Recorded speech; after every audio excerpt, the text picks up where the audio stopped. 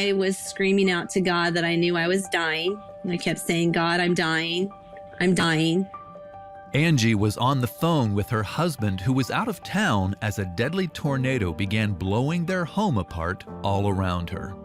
And the next thing I heard was the rain coming in. I knew it was water. I knew it was rain. I'm like, this is not good. So I started screaming her name, just screaming, just sobbing and screaming. Today you'll be hearing from Tim Allred and his wife Angie. They'll recount that terrifying experience with a tornado last December. It was one of dozens of twisters that devastated parts of Arkansas, Illinois, Kentucky, and Missouri. I'm Phil Fleischman. And I'm Jim Kirkland. Welcome to a new series of GPS, God, People, Stories, an outreach of the Billy Graham Evangelistic Association. We're calling this series God's Presence in Disaster. Over the next 5 weeks, you'll hear from people who discovered that God will be with you even in the most difficult times. You'll also hear Billy Graham talk about that. There can be no pessimism or wringing of hands with the Christian. There is courage, fortitude, and power in the midst of crisis. This hope that we have in Christ should fortify us for the trials and struggles ahead. You'll hear more from Billy Graham later on in this episode. But right now, if you would like to find out more about how to trust your future to Jesus Christ, we are here for you. We have a website we would like for you to visit. It is findpeacewithgod.net. That address again is findpeacewithgod.net. GPS. God. People. Stories.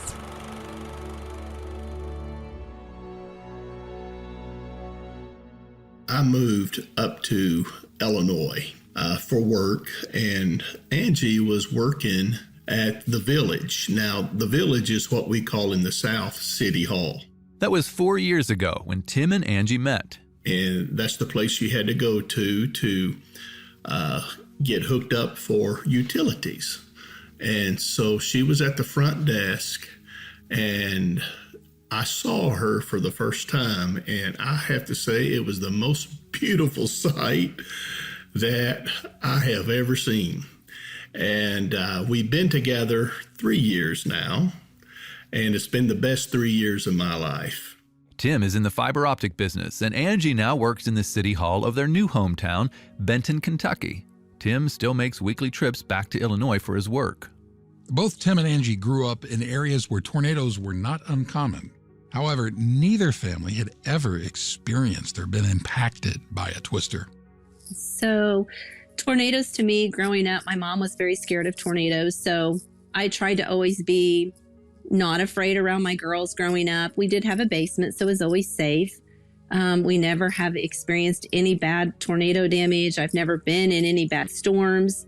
You know, growing up in Kentucky, so many times, we heard about tornado warnings.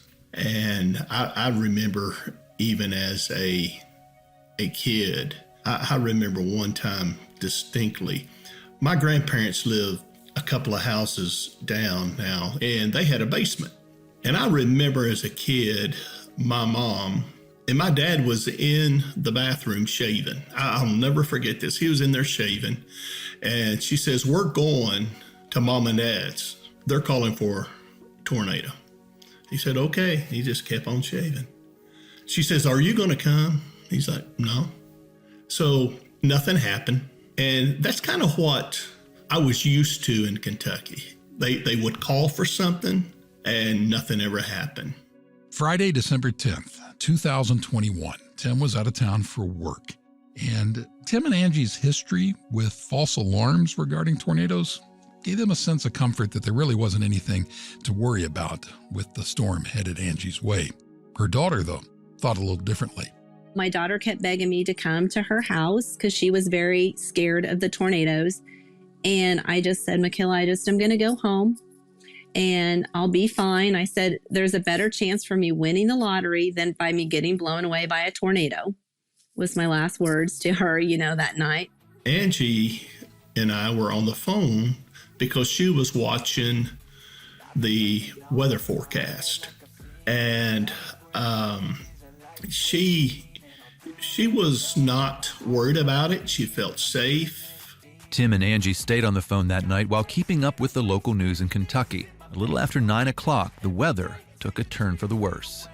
At about 20 minutes prior to the tornado, Channel 6 News, Noah was his name, he was beginning to forecast that this was going to be a catastrophic tornado.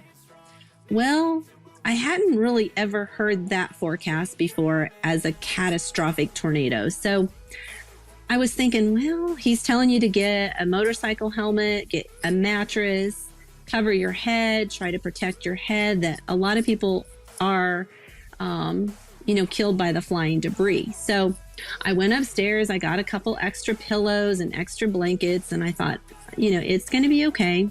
With the forecast looking more and more serious, Angie prepared the best way she could. I got my purse, I got shoes, I got a flashlight, a candle. I took shelter underneath our staircase. There was a bonus room above the garage that had a staircase. I took shelter underneath there, and I had extra pillows all around me. This no longer felt like one of those false alarms that she had lived through so many times in the past. And the forecast was to hit our town, Benton, at 9:45 p.m. on December 10th. So, of course, I was sheltered in as tight as I could underneath the staircase. Again, I had my phone, I had my watch, I had Tim, I was talking to him on my watch, and I had my iPhone with the weather. Noah was live on Facebook with Channel 6 News. So I knew that it was supposed to hit at 9:45. And I knew we just kept talking. At 9:44 and a half, I heard the train. And I remember telling Tim, I was hot because I had so many pillows around my head. And I remember saying, I think I'm going to pass out. And then I think I started screaming, pray, just pray. And I remember I was holding on to the pillow over my head for dear life. As Angie held on for her life, the tornado was unleashing its destruction all around their home.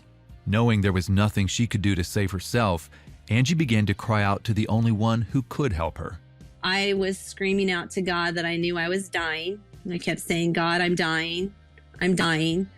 The floor underneath me, I've tried to think of an explanation, and it has to be a jackhammer was underneath me on the floor at my head underneath.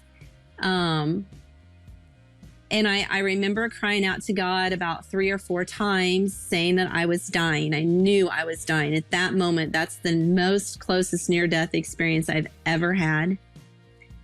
And then after those 3 screams out to God, I said, God, please make it stop.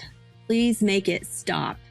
Meanwhile, Tim was hours away in Illinois, and all he could do was try and stay in touch with Angie on the phone. But in the middle of a tornado, that's a struggle, even for modern technology.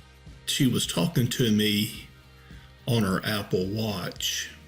And then when she was covering her head, I couldn't hear her screaming and all of that. The last thing I heard her say was pray, pray. And so I just started praying a hedge of protection. And if I get a little emotional, forgive me. But